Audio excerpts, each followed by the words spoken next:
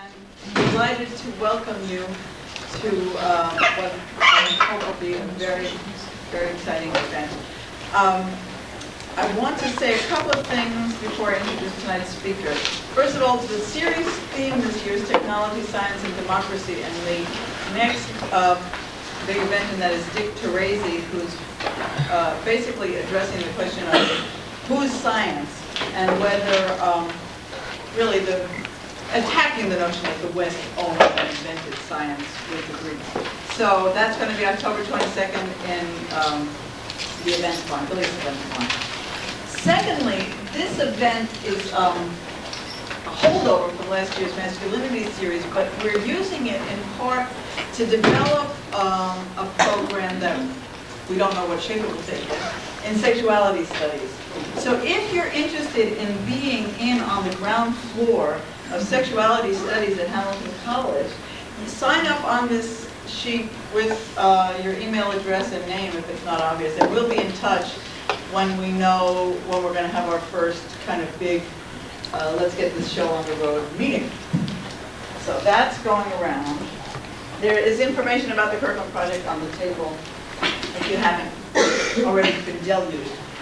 So, without further ado, let me say that I am delighted to introduce to you Jose Munoz, who is the student of a very dear colleague and friend to many of us here at Hamilton. So I met you once at one of these dues in New York.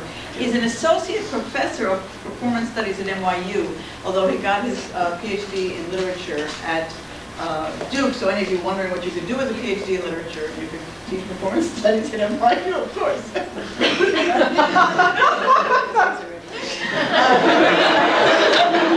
After I die.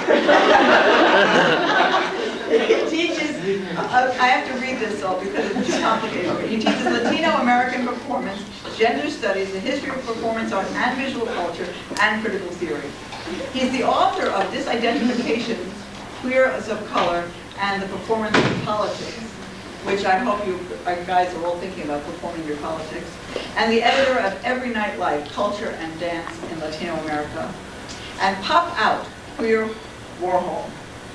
He's currently finishing 2 books, one of which is Feeling Brown, Ethnicity, Affect, and Performance. And we already had a delightful evening with him, and I'm sure you guys are going to enjoy this thoroughly. So, give him a warm welcome.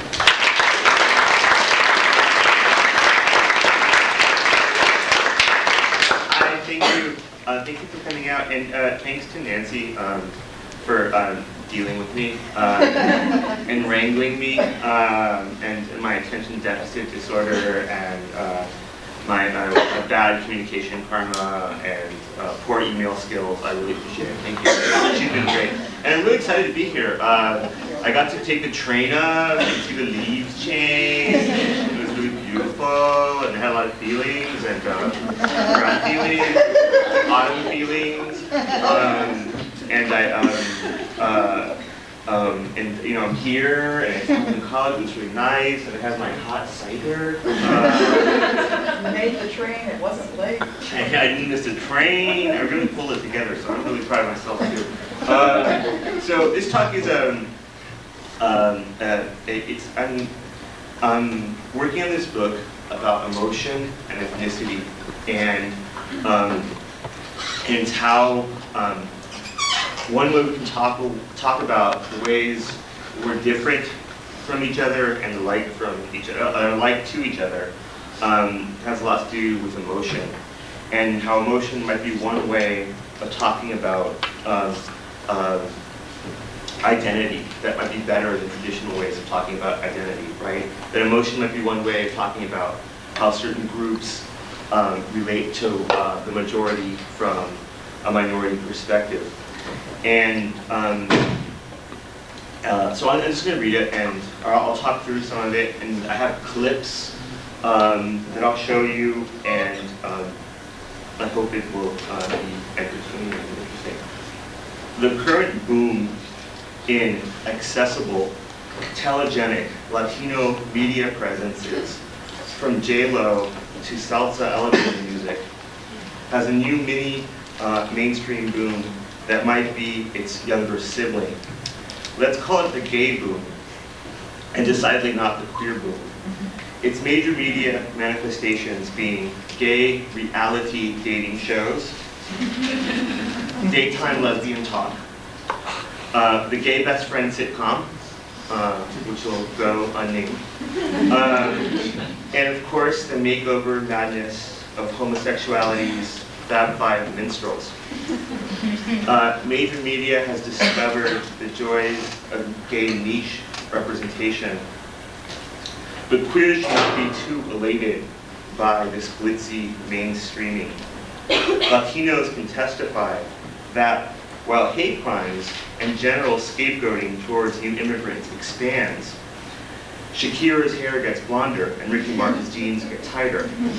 Expanded representation for any minority does not equal economic justice or anything like civil rights. Yet with this said, mainstreaming still seems to be the order of the day, and many groups crave it. Crave the whitewashing that mainstream channels representation promise. The mainstream minority image is to follow dominant media flows that tend to flatten out the difference and generally domesticate minorities. Particularity is not a path to popular redemption. Particularity, not a path to popular redemption. What is Latino or queer particularity, and what does it mean to lose it? When the gay, lesbian, Latina, Latino, or any other minority image is whitewashed for popular consumption, something is being lost or deleted. What is washed out, and what is the price of such a cleansing? I want to suggest today that what's being lost in the case of gay mainstream or mass media Latino booms is a particular kind of feeling. What is sometimes discussed as a sensibility, that is sometimes discussed as a sensibility or a style. In relationship to minority groups, we can also be considered following the work, this feeling or sensibility can be following the work of Raymond Williams, discussed as a structure of feeling. And for Williams, cultural analysis, reading culture, paying attention to culture, is a path towards better understanding the particularity of one group and how it's connected, how people belong to each other and know each other, how they recognize each other, right? Williams' work had to do with the working class in England, but in part I want to use this phrase, this idea of a structured feeling, to talk about minority groups in the US specifically. And the phrase structured feeling, that's what it promises, structure, in that it talks about a historical, material reality, but also feeling, which is something harder to talk about, ephemeral, weird, mysterious, and you can't quite put your finger on, but you need to, right? So in part I want to think about ethnicity and sexuality as structures of feeling, right, in relationship to certain groups. And for me, that notion of a structure of feeling is what's up for grabs or at stake with a certain kind of mainstreaming, right? A certain kind of sanitizing of certain identities for public consumption, right? To be consumable on television or in other aspects of mainstream media, something has to give. You have to move towards a middle, right? And in part, I'm suggesting that something is being lost there, right? And in relationship to this minority work, I'm talking about two different things, what I call brown feelings and queer feelings, right? And queer feelings, not gay feelings, right? Queer feelings having to do with a certain kind of edge that's dulled for mainstream consumption, right? A kind of cleaning up and tidying up of gay difference and gay emotion, and Latino feelings, or and brown feelings, as opposed to Hispanic feelings, right? As opposed to a certain kind of packaging that you get in relationship to Latino and Latina media and culture right now, right? So I want to suggest that it's useful for us to think about the particularity of Latino and queer feelings, brown and queer feelings, viewed from within their own context, their own structure of feeling. Now, those structures of feeling in relationship to Latinos and queers are often discussed or categorized by a mainstream media as excessive, as too much, right? What are the stereotypes around Latina sexuality, for example, right? Hot and spicy, like, you know, overly sexual, right? Like, you know, excessive, right? And what do you get around queer feelings in public, right? I mean, I was just looking in the supermarket to Vanity Fair, because I never read it. And there was an article on that homosexual who's on the Today Show, who's also on People magazine with highlights, and, you know, he's very extravagant and whatever. He's not, like, you know, my favorite media commentator. But there's this whole article in Vanity Fair about him being too gay. Is he too gay? Is he bad for the gays, right? Bad for the Jews, bad for the gays, bad for the colored people. And the fact that they make this argument in the dominant media, is someone too gay, is interesting, because what do they mean by too gay, right? They mean there's too much of something, right? Excess of feeling and emotion, of particularity, right? And that is precisely what I want to argue is the price of this mainstreaming, right? This excess emotion is looked at and qualified as, looked at and basically quantified as excessive, as too much, as a problem for society, and not being a good citizen and mainstreaming and going, you know, through the middle, right? So I'm programming a show for the New York Experimental Film Festival in November, and I called it Pretension, because I just thought it would be good to, like, after all this kind of mainstreaming in the middle of the roading, it would be good to actually be obscure and difficult in relationship to our minority cultures, because it seems like so much is being blunted and indulged, right? But that's just a side note. What I want to suggest is that it's important for us to look as different communities, different circuits of belonging that are connected to different structures of feeling, to look at the history of our cultural production and to cultural productions, cultural work outside of the mainstream or the margin, work outside of the center, to remind us of our particularity when it is being compromised in relationship to mainstream flows or dominant flows of media and culture, right?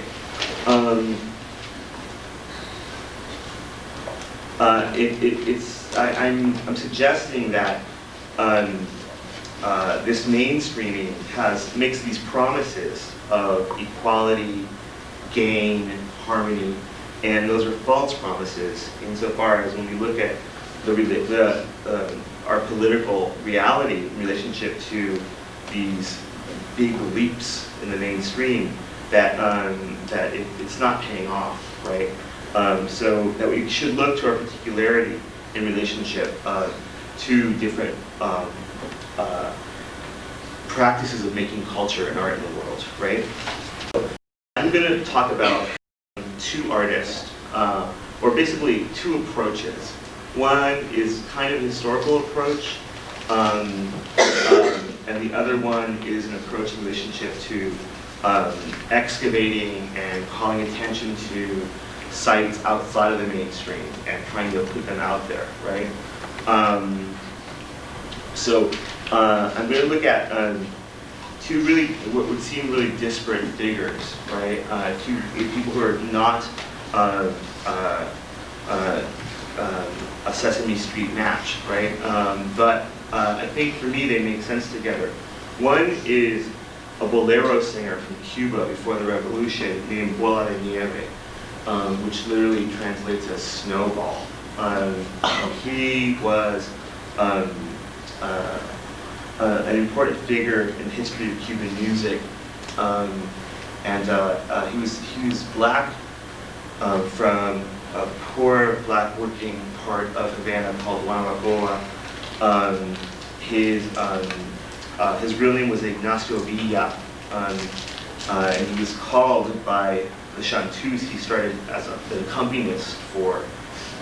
He was jokingly called, because he was so big and black, they called him Snowball, right?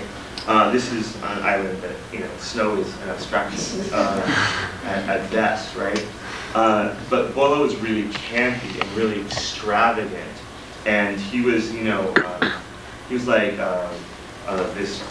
he was a pianist. He was a very kind of flamboyant and dramatic figure. If you know the films of Pedro Almodovar, he basically rediscovered Bola in the 90s and used him for all his soundtracks, because Bola was so over the top and so dramatic and so emotional, right? He was a pioneer of a brand of Cuban music called Feelings. It was just called Feelings, and it was known for its emotional excess, right? So I want to talk about an experience I had listening to someone do a cover of Bola de Nieve in Mexico City. And then I want to talk about a contemporary performance artist and stand-up comedian in New York named Marga Gomez. And what they both represent are extremes of emotion and sentiment, right? That are often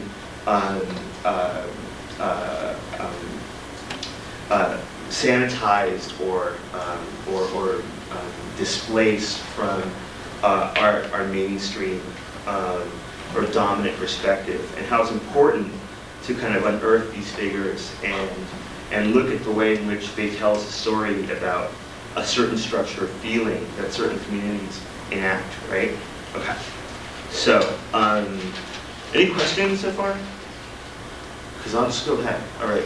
I'm gonna first show you a video of Bola. This is just like, this is in Spanish. There's no subtitles. I got it in some shady black market.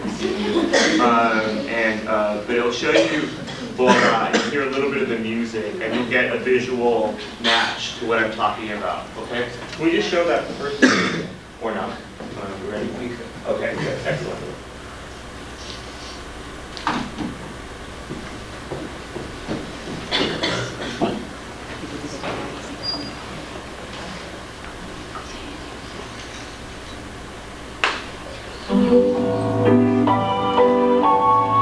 Si no me fuera traidora la luz de tu amor, yo no sé si existiera por ti solo mi querer. Yo no sé qué sería la vida sin ti. Voy a tener el gusto de volver a Perú, donde ha sido un gran éxito siempre que ojalá que no me vaya mal esta vez, porque siempre tengo uno de los más grandes recuerdos de América, de Perú, por una cosa, que yo me siento eminentemente latinoamericano. Yo me siento tan latinoamericano que me parece que no tengo nacionalidad cuando se trata de este continente, sino que pertenezco a todo el continente. Todos lo esperan y sonríen, felices de verle triunfador. Triunfador será como siempre le veremos, Bola con su piano, Bola con su frac en las grandes noches de mundana etiqueta, Bola con su sonrisa y su pasión.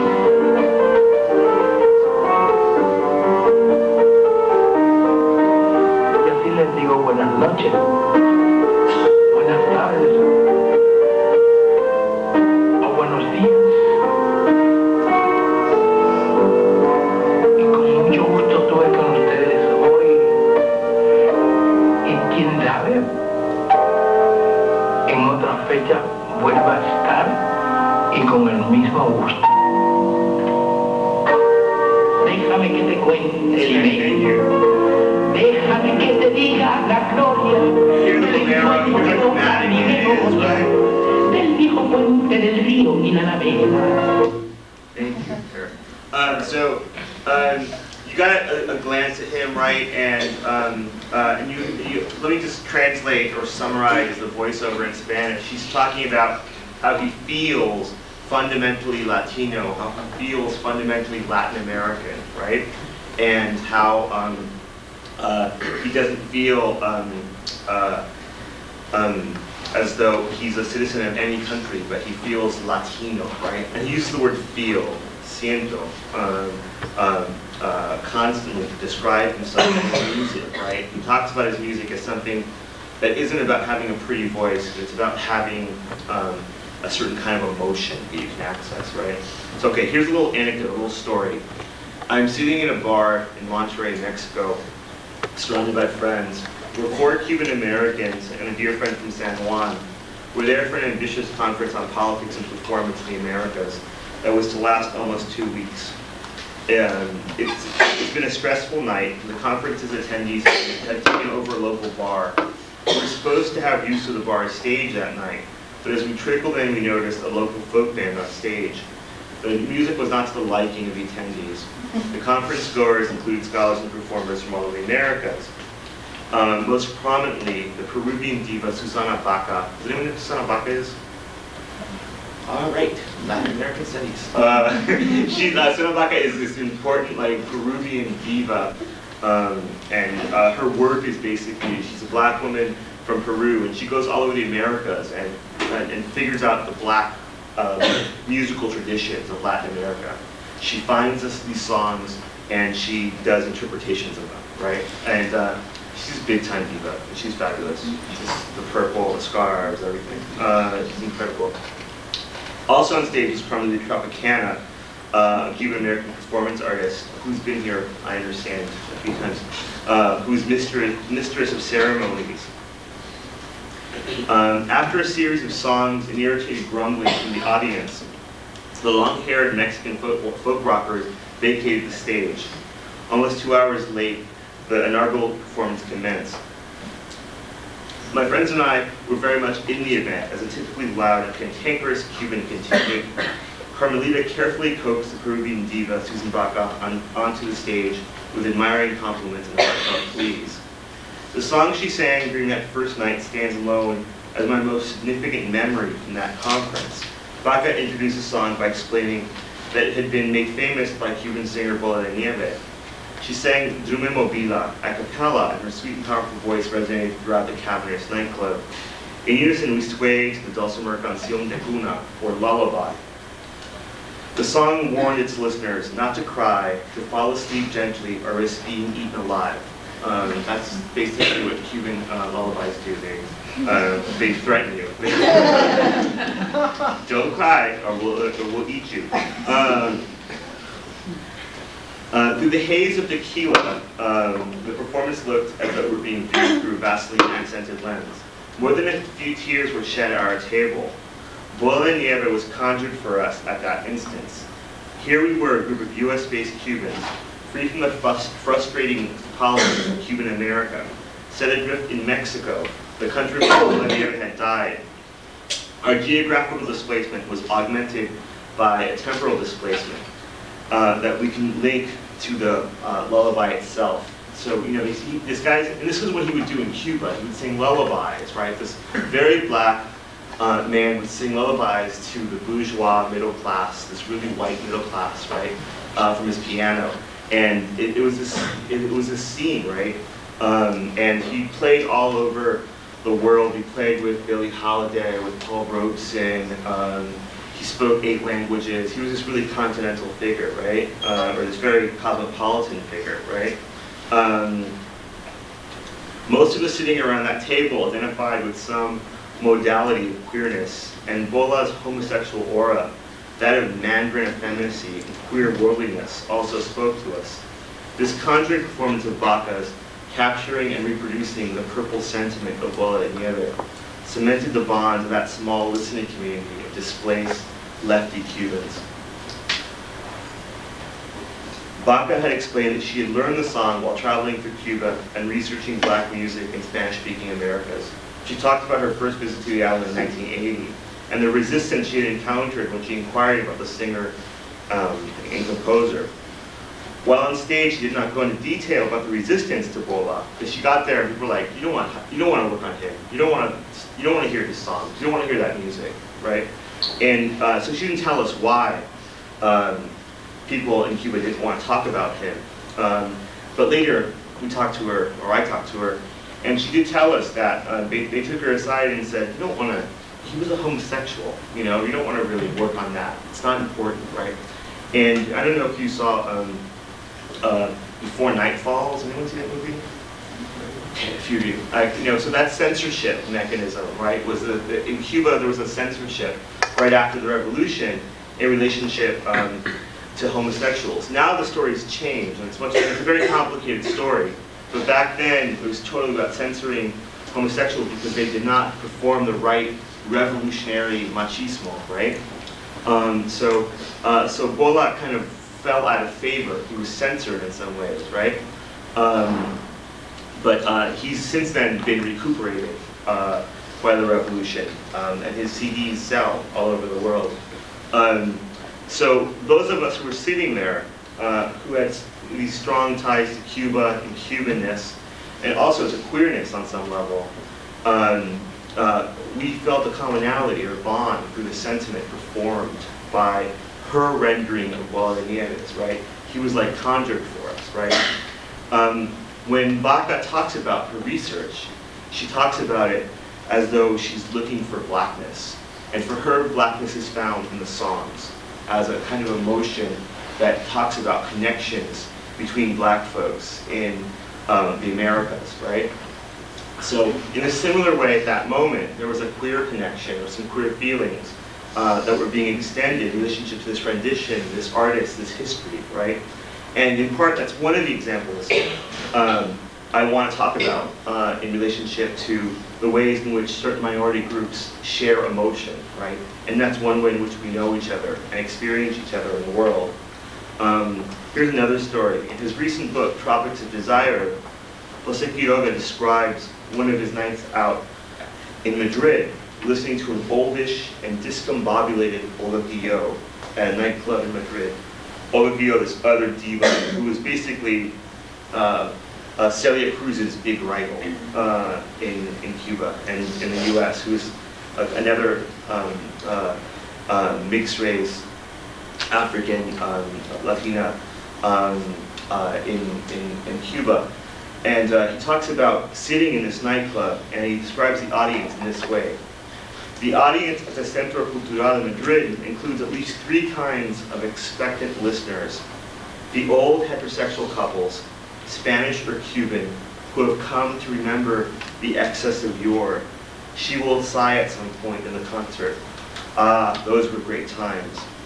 The young homosexual couples or groups who have come to listen to the excessive simulacra of the past. She will interpolate them with a sigh. Ah, the new generation.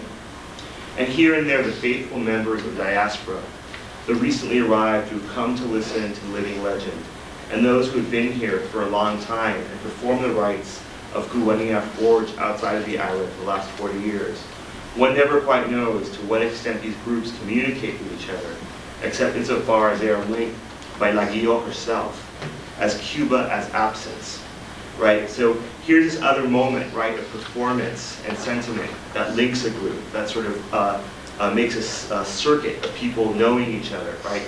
And it's not about identity in any kind of simple way. It's not about race in a simple way.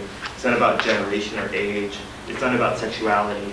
But it's about a mode of feeling where these people can understand each other, right, and recognize each other. So my story in Monterrey, Quiroga's story about Madrid, these are 2 examples of the way in which nightlife and performance are ways in which people experience and understand commonality and connection, right? The way in which a social fabric is weaved. And there are different artistic forms that are particularly useful for that. One is certainly the Bolero, and the Bolero's structure of address is often directed as an absent tu, a you, a lost object one pines for. The Bolero's lamentful affective cry also challenges specific gender coding, insofar as traditionally feminine sentimentality is spoken by a male speaker. Boleros showcase for what is by North American measure excessive affect. Quiroga explains that boleros permitted some kind of tragedy, represented as some kind of echo of the past, the figure of the postmodern canvas, or to rescue a lost, forbidden tradition. The tragedy of boleros are often accounts of relational traumas, narratives of love's failures, individual loss and displacement, longing for another time and place, right? And so boleros have become like this key way in which certain groups understand their emotionality in relationship to a world that sees it as dramatic or excessive, right? Bola Nieva was a black queer who called, who for other queers in this exile, that's what Cubans call it, we're in exile, we're always in exile.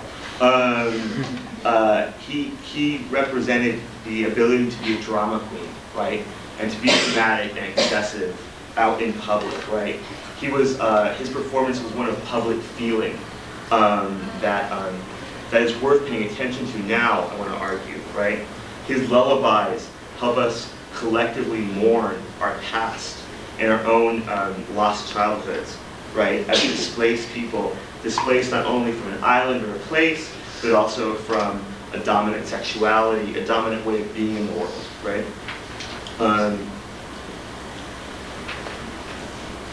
So, just a second.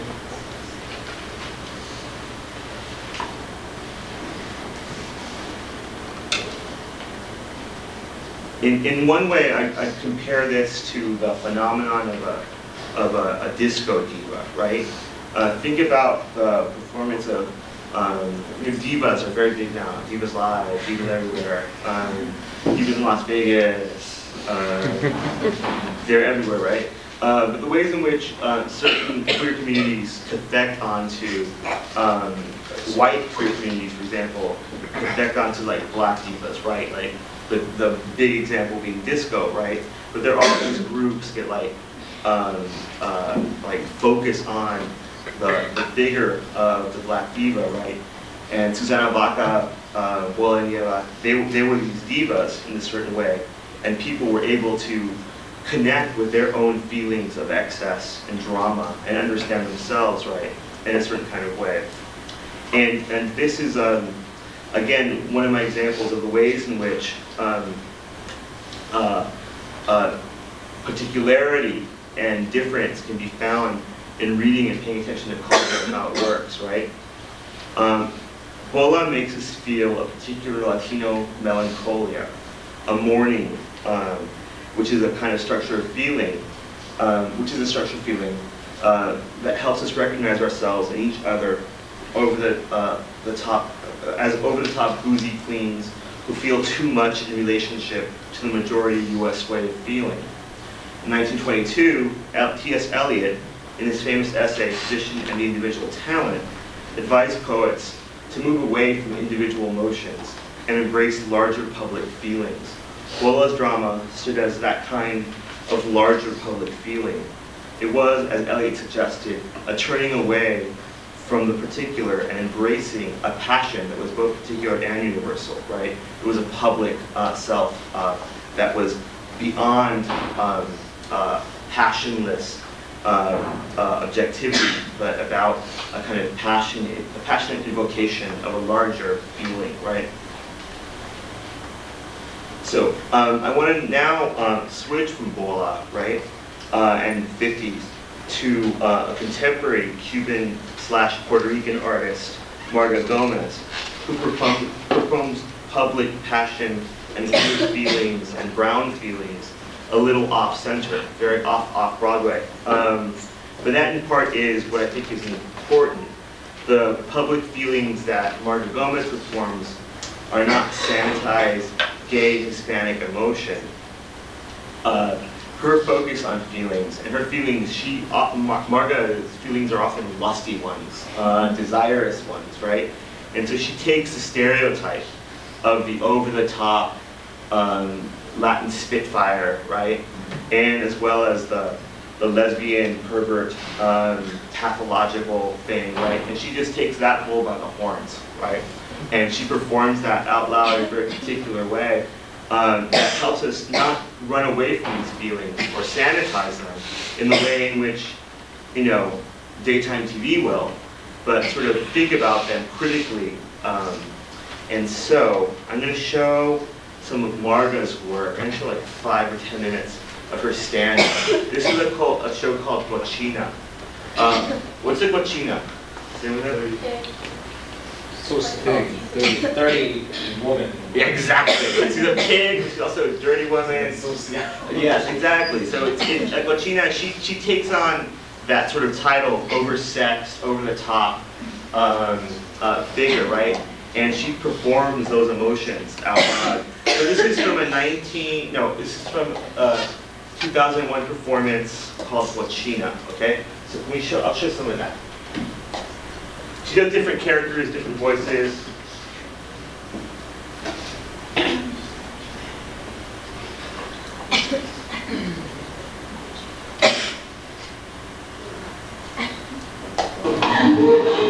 Why don't you say you're welcome? You ever hear that? Thank you, you're welcome. You should say that all the time. Thank you, you're welcome. Don't they say that on TV? Thank you, you're welcome. I mean, what's wrong with that? That's just good manners.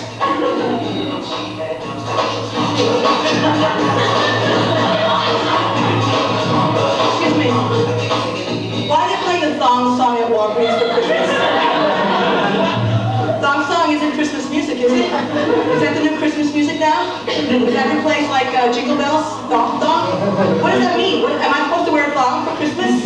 Nice like little, you know, green thong? Hey, kiss me. Walgreens, boy. Kiss me. God, don't diss me. That's what I mean. Don't diss me. Give me medicine. I gotta get some.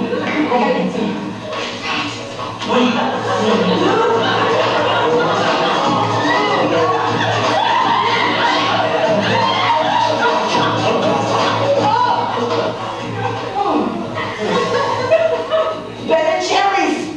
God, I love Ben and Jerry's. I love when they have Ben and Jerry's in a drugstore. They used to have food in a drugstore. Oh, and they always have new creative flavors. Hey, let's see what we got here. Cinnamon Butch Twirl and paper clips. That sounds good. Cheese nuts, tiramisu, and gum.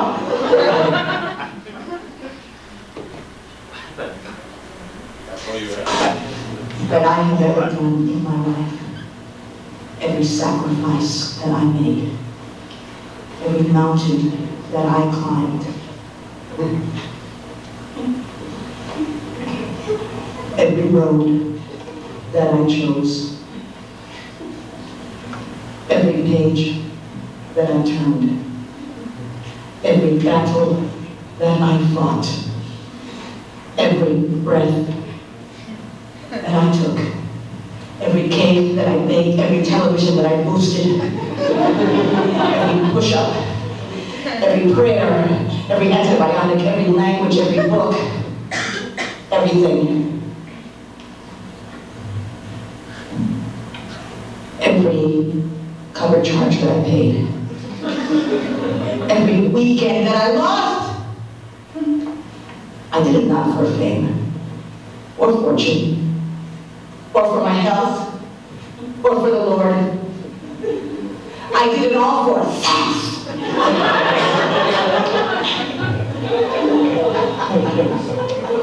I would tell myself, this is for the children. This is for the future. for Mia. This is what I do for love. This is to prevent gingivitis. But the truth is, the only reason that I have ever gotten out of bed is so that I could get back in bed as soon as possible with somebody, anybody, hot, cheap, sticky, ugly, throb, outside and inside me, grabbing handfuls of soaking hump for the morning bus ride home with the clean, quiet business people. Can you smell me now? Have a nice day.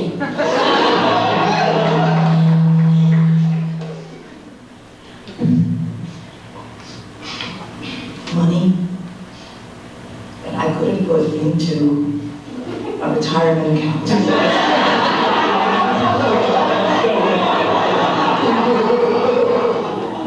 I spent on lap dancers. I checked out a cop's ass during a riot for my cause. I bought a computer to have cyber sex with Canadians.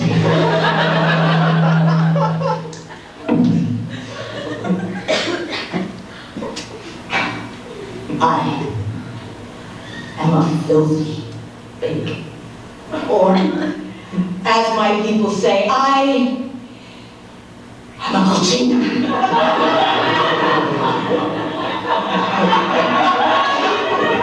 Those of you studying Spanish think I am a kitchen. But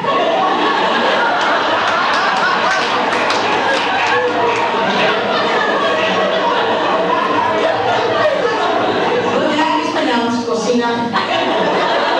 Cocina is filthy pig, cocina is kitchen. Unless you're in a cochina's house, then what's the difference?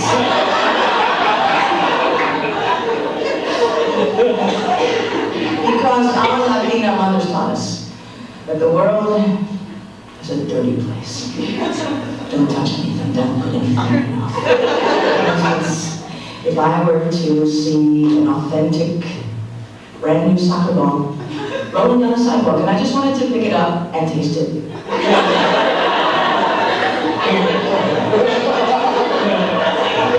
Non-Latina mothers would say, oh darling, we don't know where that's been. Let's have a time out in a healing yoga posture.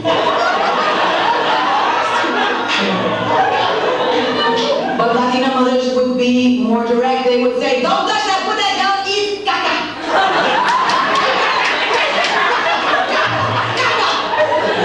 Everything we saw was caca. Everything we had was caca. Caca. The world was caca. So we didn't know where caca began or ended. That's how I was raised. Up at the sky, not down at the caca.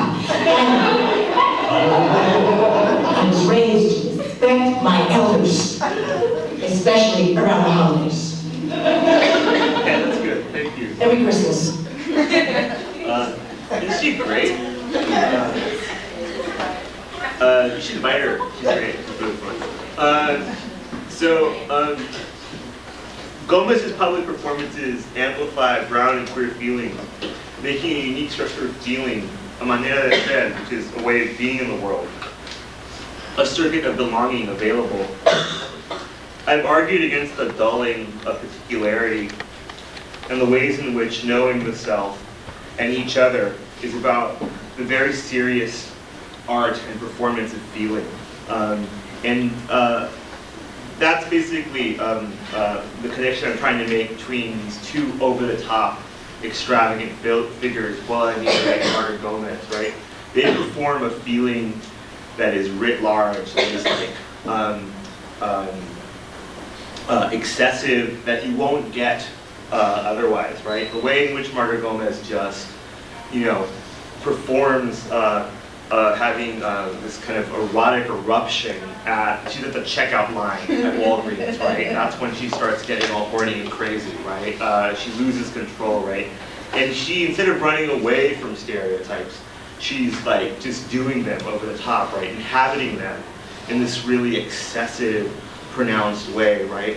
And you won't see that, I would argue, in most aspects of popular media that tries to depict minority performances, right? Or minority lives and minority emotions, right?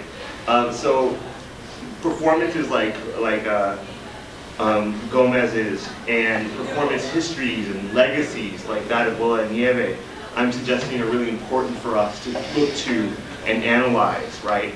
In relationship to the ways in which we're often overwhelmed by a kind of sanitized, domesticated image of ourselves, where certain particularities, when I say us, I mean different kind of groups, some of which I belong to, some of which I don't, but their relationship to a bigger mainstream sanitizing media process, right? And the ways in which these performances of excess and extravagance are really useful to think about what's important about difference, right? So I'll stop there and I'll answer any questions and just talk, whatever you want.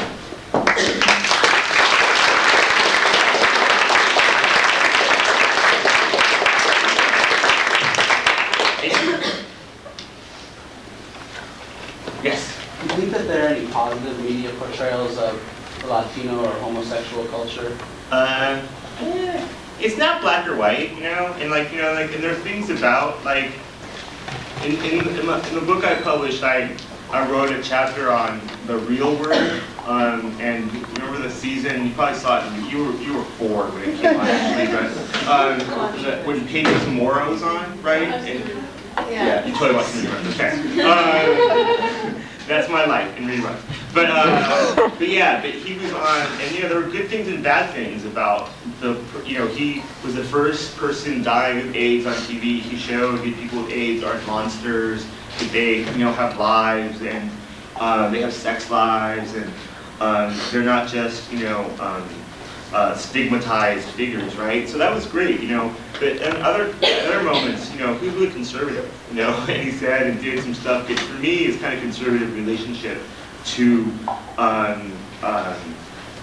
the way in which the politics of race and sexuality, from my perspective, should be portrayed, right? So it's gray spaces all over the place, and basically I'm making this argument for this extreme, because I think if things move more to the middle and we get these kind of domesticated, kind of packaged images, we lose a certain kind of difference, a certain kind of excess, which I think has a value, But can't you say that the media sanitizes everything that they produce or portray? That's a good question. Do you think so? No, I mean, I think to a certain extent, family shows, the way media portrays family values that aren't necessarily true to life. I mean, it's changing. Right. But here's the thing, right? Like with this minority representation thing, there's a scarcity of image around these different lives, right? But there's a whole abundance of images around these dominant values and dominant representations. I teach this class at NYU, and it's like 200 kids, and it's called Art in the World. I was telling Nancy about this, and it's kind of this overwhelming. It's for first-year freshmen, and I have a lot of fun teaching it. But they're just like, why all this colored people art? Why all this gays? Why all this feminist art? I'm like, well, because you don't really get it otherwise. You're a freshman at NYU. Now it's time for you to sort of catch up with the stuff you were missing out on in Iowa, And I feel that's my job, All apologies to Iowa. But thank you. That's it. Yes? A lot of times when I think of mainstream media that has stuff like homosexual stuff or Latino stuff, it's to me it's sanitized because it only deals with the extreme, like Will and Grace to Jack, and so to me it would seem that it's a sanitized, dull version because it only takes the most ridiculous and extreme of each stereotype, and it would seem more real if they had more in the middle. So. Right. Yeah. No, I think I think Jack is really kind of. He's pretty watered down Queen, I think he's kind of that extreme is represented in relationship to something that's really kind of fun and cartoonish, you know, but, you know, not messy. It's like a caricature. I don't know. Yeah, it is kind of a caricature, right? But yeah, I think something's lost. Yeah. I think the fact that it's like watered down, and I mean, well, not watered down, but there's extremes rather, is because, I mean, it's not interesting to portray like a homosexual couple living in the suburbs, having a regular job, you know, regular life, like, you know, a house, maybe kids, you know, a dog, and backyard. It's not very exciting, like, to look at that, because they go to work, come back, and that's it, and they lead a regular, pretty normal suburban life, for example, or even if they were in the city, they had an apartment. I mean, it wouldn't be very exciting. I mean, but you have, that's why you have to portray something that captures, I think, the audience's attention, where you have like Jack, who is definitely a watered down queen, because I have seen Queens, and I've been to Queens and I've seen Queens. And, you know, and you have to, same thing with queer as folk, for example. You have to portray that like flamboyant type, you know, living on the edge type life, because if not, people will be like, just fall asleep. It's not like. There is a new sitcom though that's precisely about a suburban gay couple with kids. I haven't seen it. It just started a couple of weeks ago. Yeah, It's All Relative. What's it called? It's All Relative. Oh, right. Yeah. Oh. Yeah. It's like the That's the first whole premise sitcom. of like 50 white sitcoms. Those Like are- Jim Belushi still on the end. Is that show gonna be on HBO? That's on a regular network. Yeah.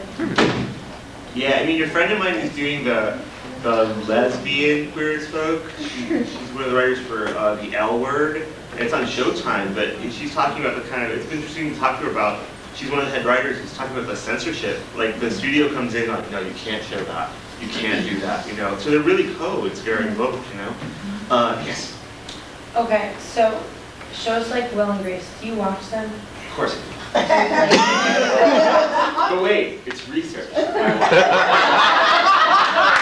You gotta get the right topics on. It's totally research. There's an element of it that you might find enjoyable at some point during that half an hour every whatever night of the week.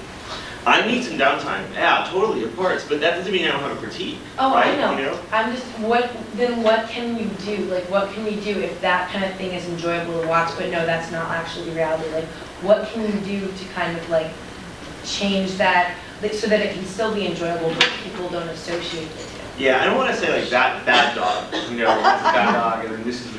I'm just saying there's a balance. There's stuff like Marga's work or this old historical stuff that's really interesting, and if you look at that, that gives us a new understanding of how difference works and how people are different, right? So for me, I'm not arguing that. I mean, I'm setting that up as like, you know, the thing we have to move away from, only because the cultural trends are towards that. And my talk is about the way in which something's being lost on some level, and get it into the value that's important, you know? Yeah. Thank you.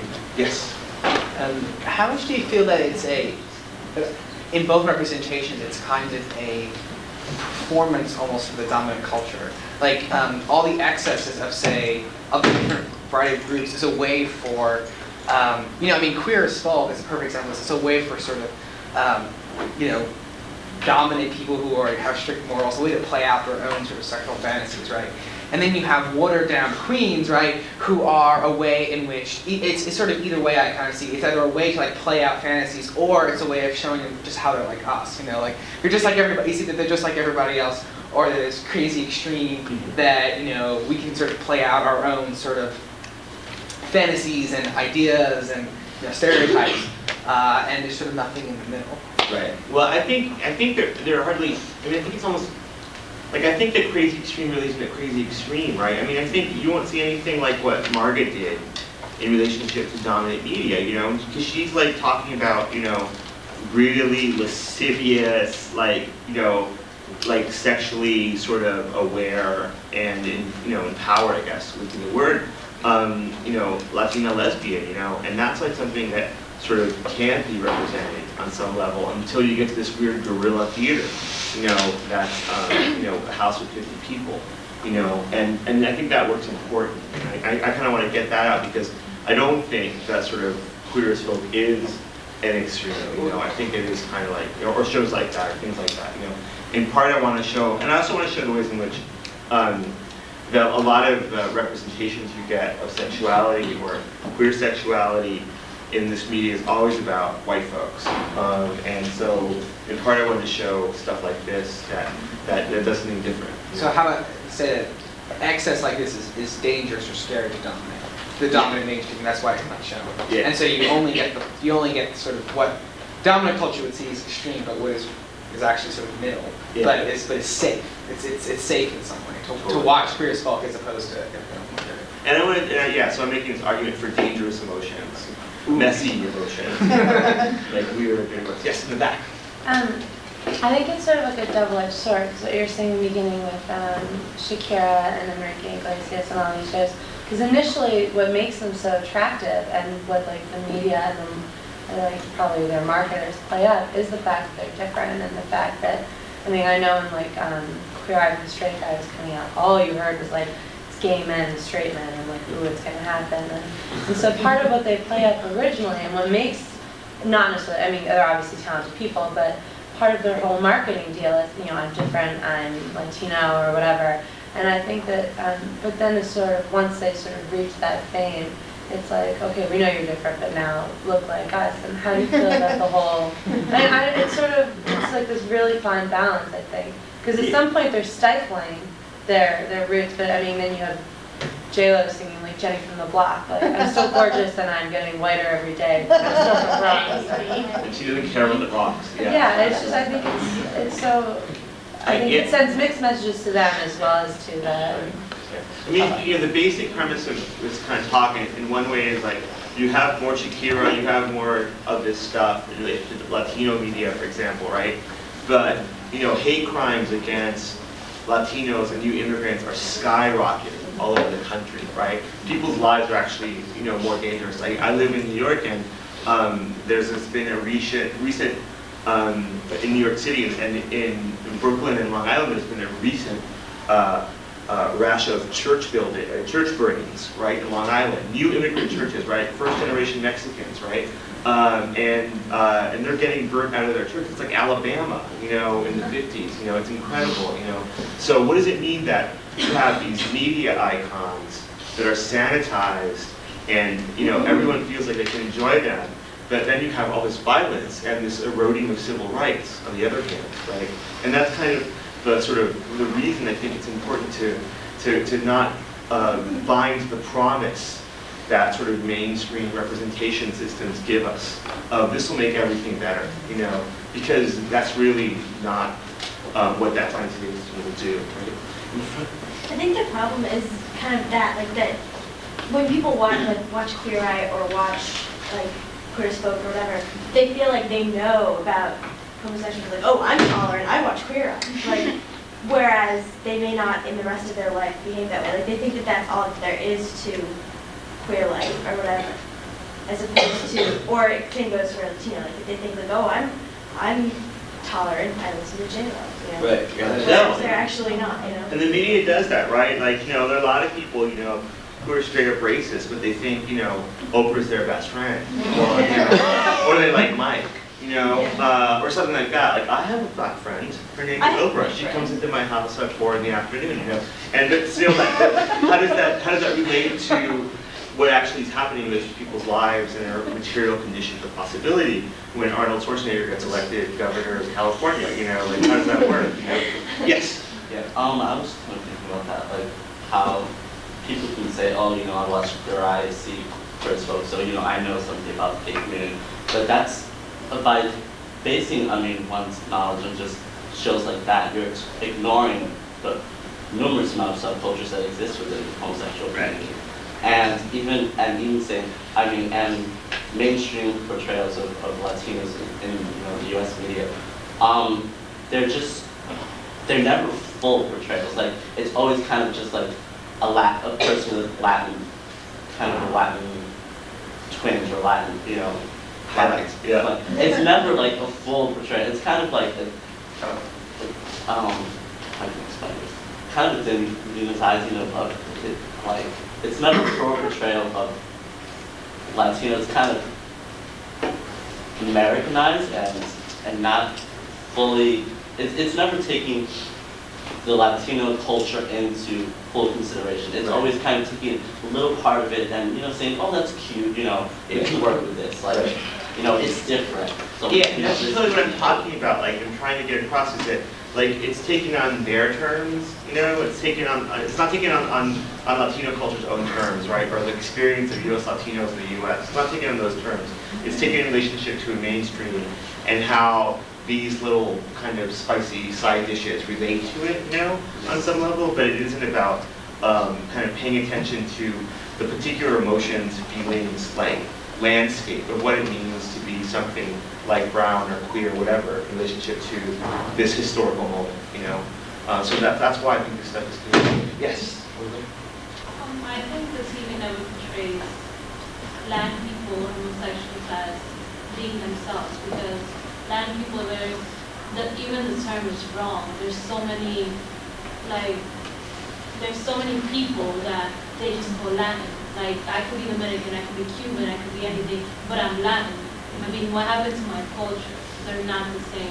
Nothing is ever the same, and everyone has their own unique style. Like, they just put into me, like, what do you want to see, what it says? Like, oh yeah, in every movie, like, some Latin person is either a maid or some gangster, and it's not like that. If you go to my neighborhood, you're not gonna see gangsters pulling up to you in a gun. Oh yeah, give me money. It's not like that. Right, totally. And you don't get stories like the story that Marga tells about, like, I heard you all laughing, right, in the corner when she's talking about caca, right? Like, when you're a little kid, you're like, that was my mother. She was all like, caca, don't touch that caca, caca, caca, right? And, in that experience, you never get that, right? But this particular relationship to the world, right, that you don't get. All you get are, like you said, maids and drug dealers and hookers and, and all that. So yeah, all this particularity is being lost. But if we can share a laugh in relationship to that story, it's because there's some kind of feeling of commonality that we understand in relationship to Latinidad, for example, right? Which goes across Dominican, Cuban, Puerto Rican, Colombian, etc., right? Yes. Yes, there's, thank you for your presentation. Thank you. You mentioned a number of things, and I just want to write them down. Yeah. You mentioned stereotypes several times, and you talked about particularization. And since stereotypes, the majority of stereotypes are predicated on extremes, all right? My question, of course, comes to, and you said we should be more extreme. Of course, my question would be, how do we particularize the extreme? The other thing that I wanted to mention is we keep saying media in a nebulous manner, and I'm more about, like, let's narrow it down, let's break it down.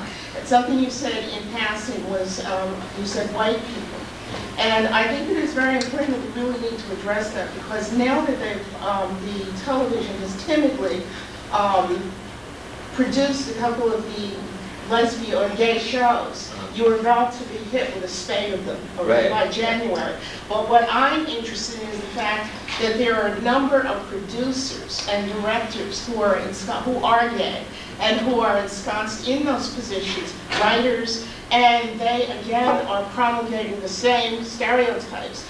And when I said you mentioned whiteness, but you mentioned in passing, is one of the things we have to look at is if it's predominantly in white control, these images, what happens is no matter what group you're representing, the groups considered the minority or the other are always presented in the stereotypes that we are all familiar with. So as you're saying, you find the gangsters, you find the maids, you find, and so forth. So those are a number of things I just wanted to... Yeah, no, I mean, I totally agree with you. I mean, on a whole bunch of different points you raised, like, I think, that, I'm using media in this really admittedly kind of nebulous kind of way because I'm trying to talk about kind of cultural trends, but there's a lot of room to kind of be more specific, and certainly, like, in passing also make this distinction between gay and queer, right? And I want to hold on to queer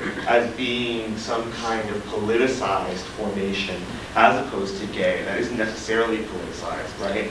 There are a lot of gays, Republicans, there's a lot of gay kind of dominant image making, there always has been, and the perpetuation of all sorts of stereotypes racist and homophobic, you know, and sexist, etc. Right?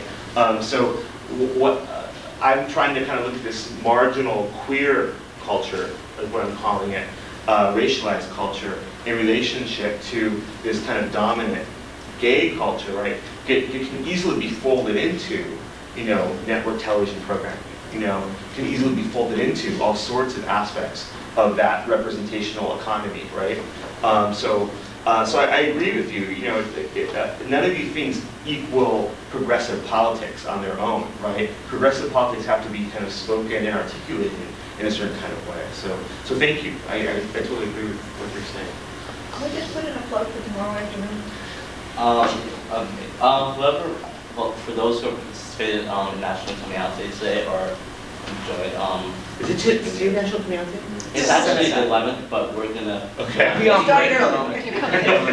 We're coming out early. I've already asked. Remember how early you are today? Good. I did it on the train. Any day.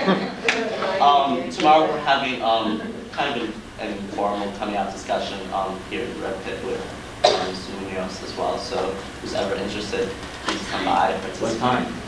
At 4:30 here in Red Pit. Great. How are we doing? Whatever. I'm fine. Yes. Thank you also for speaking. Oh, You that's spoke okay. a lot about the whitewashing of the characters and the acts, but what about the individuals and performers, their experience? You know, I mean, I guess you could say we watched Jennifer Lopez, you know, kind of blossom into this Boston wife that she will be one day, right? But that's all an act. That's just how she presents it. But what about the individual trying to break into the industry? Are they supposed to? Now again, Marga Gomez, she spoke about once having to, like, what was the movie she was in? Sphere. Yeah, but like she didn't. Second killed. She didn't play a lesbian. She didn't play a Latina. You know, like there was none of that Yeah, as part of her role. But in order to make it, Yeah. she has to play these characters that aren't necessarily who she is. Yeah, absolutely. And actually, you know, and she did that as an experiment. Like, one thing that's fun about doing the kind of work I do is like, I get to know these people, so I can hear these stories. And she totally has a story about like, okay, I'm going to move to LA for 2 years, even though she can't drive, right? And she totally moves to LA for 2 years to say, I'm going to try to do it. She gets one big movie with Sharon Stone, right? And she is, you know, she's the Latina kind of like communications officer or something, right? In the big underground horror movie or like catastrophe giant shark movie. I don't know what it was, I didn't see it. But who's, you know, she's the second one killed, right? This is like what happens with scary movies, right? Like you kill off the colored people first, you know, and then like Queen Latifah went after her. Queen Latifah was on the too, you know. So she talked about this experiment she did where she tried to do like kind of work, no more apologies, I'm gonna try to work myself into this stuff, right? And try to make a difference from inside. And she moved back to Brooklyn. You know, she tried it, and it was a failed experiment for her in relationship to the kind of work she wanted to do and the kind of politics and representation she wanted to put out there. You know, yeah. So it's tricky. So I don't know how. You know, if I did, I you know. And also, now that I have you looking at, also the George Lopez show, and what was that show on NBC about like the drug lord dude from Mexico? There we go, that show. Like here are two extremes that were shown up through television. Again, you know, Latino male characters, neither of whom are playing up this, you know, this machismo that you mentioned before that's supposed to be typical of Latinos. Like, are they responsible? Are the men, the straight men, are they also responsible for educating the community, or are they just supposed to play their roles?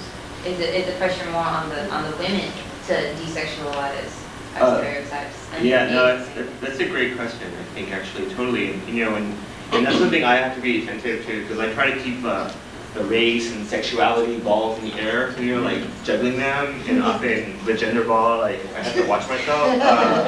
Drops to the side. And you're right, you know, I mean, I think we see this burden much more put on Latinas, right? They're also more stigmatized in different ways, right? Because, you know, being a macho is really different than being, you know, the whore, you know. So there's a lot more burden of representation on Latina bodies in relationship to this stuff, right? And these guys can kind of get away with stuff. in different ways. So I think that's a really good point, actually, and I agree. And again, that's why I wanted to show you the group of Margas, just because it's so about unabashed female sexuality in this explosive way.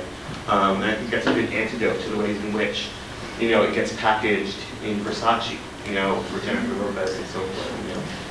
Thank you. Yes. I don't know, I think it's interesting how like we were talking about like race, but like sometimes like I don't know, I guess it'd be like the way I've heard it like talked about in a lot of places sounds like a positive thing, like exposing like gays to people that like don't see it and how it's not for once like a negative stereotype. And then like if you look at like I don't know, but then you can also think of like stuff like the Cosby Show, like just in my perspective, like everyone's like, oh, it's just like your family, right? You know what I mean? No, it's not. It is and it's not. You know what I mean? Like like stuff like that, like to people, as you said in Iowa, it becomes to represent like everything. Right. I don't know, like so. Do you think there are some positive? Like, is there something positive about it? I think there's something positive about getting that stuff out there and making a dent in it, but when that becomes the end unto itself, when it just stops at Cosby, that's when it becomes a problem, or when it just stops at the gay best friend, or whatever, whatever the stock character is. I think it limits people's kind of imaginations about what it means to be this kind of person in the world, like historically and politically and all of that, So yeah, I think there's a purpose to that stuff, but then when it stops there, it's a trap in a way. It's a dead end, Yes. Just to add on to that is that what happens, and that's a danger zone, is what happens is you get, as people said, they didn't see Cosby as black, like they don't see George Lopez as black. Right. Okay? Right. And so that's the other side of it. Yeah. Or Oprah, or Michael Jordan, or whoever. And so there's always a political something. It's like, think about it, it's like an inoculation, right? When they put a little dead piece of the virus in you, so you can't be infected by blackness because you have this little deadened piece of blackness in your bloodstream, right? So it's like that. I think that's how it works in a way. Yes, in the back. Oh, my question to you as a it's like, how far would you take it then, as far as like the media and... I mean, part of what I'm saying is we have to we can't depend on these dominant representational routes. We have to go out and find stuff that isn't readily available. We have to do this work and look for other stuff that gives us other ways to imagine and think about things and position ourselves in the world, right? That again, this is a dead end on some level if it's only what we're looking at, right? That we have to look to work and art that, or culture that gives us more, in a way. Thank you. David, yes? I guess, and maybe this question's sort of already been asked, but I just wonder, as somebody who studies social movements, and I know that part of the problem in the gay and lesbian movement has been debates over what sort of image of gays and lesbians represents in the public. So I'm wondering if the emphasis is on marginality and difference, then how do you collectively work together to organize to get equal civil rights and economic power? Well, I think for one thing, social movements can't stop at identity. They have to be about shared political struggle and economic determinant and things like that. So it should be, if our social movements just stop at gay and lesbian, for me that in and of itself is a problem, right? Right, but part of the problem organizing is if you emphasize difference. Why is that? I mean, it's one of, it's a problem, it's part of the problem with the women's movement, right? They can't speak for everyone. Well, yeah, and I think we should really learn from the women's movement, right? Because the women's movement, it's one of its biggest internal crises was the critique by women of color from the inside, right? So how do we, does that mean we just stop there? No, I don't think so. So we have to find a way to, I think, articulate difference, right? In a way that is conducive to politics, right? And not let difference be a moment where we stop thinking or we stop talking, right? And that's something I come up again and again when teaching, because I insist on talking about race all the time, for example. And I hear that, the 18-year-old or the 19-year-old, or however old they are, freshmen, say, do we have to talk about race again? I'm like, yes. But I didn't sign up for a race class. I don't care. We have to, we have to, So to kind of get past those mental habits where race or difference is a limit to thinking or a limit to modes of moving across social movements and expanses, right? Right. No, I just think it's one of the major difficulties. people to get beyond the boundaries. No, it's super hard. It's super hard. It's really difficult. But how did the feelings work towards that? Because it seems to me you're doing something very tricky there, right? Yeah. Because these feelings are not like about difference, but they are about a cultural specificity. But then how does it work, how do those feelings work for politics, for political ends, or don't they? In the way, like, in the kind of like formal kind of academic version of this talk, I talk about belonging in difference, right? How we belong to each other and identify each other, recognize each other politically and socially in relationship to difference, right? And difference is not about a fissure or a breaking down, but it's about an expansive kind of circuit of belonging, which is what I try to talk about, right? So you might not you might not recognize each other in relation to race, for example, but there might be some economic determinants. It can bring social movements into the space of coalition, you know, at least temporarily in relationship to whatever kind of goal or project, you know. And that's what I think has to happen. So that's what I'm trying to do with feelings. Feeling, I'm not saying, oh, white kids who feel black, they're black. I'm not saying that at all. It's not an argument for that. It's an argument for there are ways in which we feel different things in relationship to our own points of difference. And that might be the site for coalition, right? And that would be a way to get past some of the limits we've had in our history of organizing and thinking critically, or trying to think critically.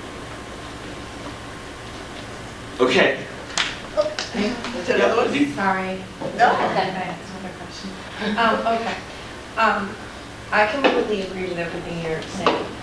And I completely agree that there's a severe absence of representation of minority groups in the media today. Right. But I gotta tell you, for every 6'2", 130-pound blonde woman living in New York City as a model and her little sister moves in, like on TV, I can't find one that I can relate to. So, like, am I supposed to be whiter? Am I supposed to be straighter? Or am I supposed to step back? You know what I mean? No, I think you should reject those images and what they mean in relationship to your own place in the world as a woman, for example. That's poison. That's bad news. And I think we should. We can't be content with that. We can't find our way in which we kind of experience the world in relation to these dominant outlets, because they'll mess us up. Okay, thank you all very much.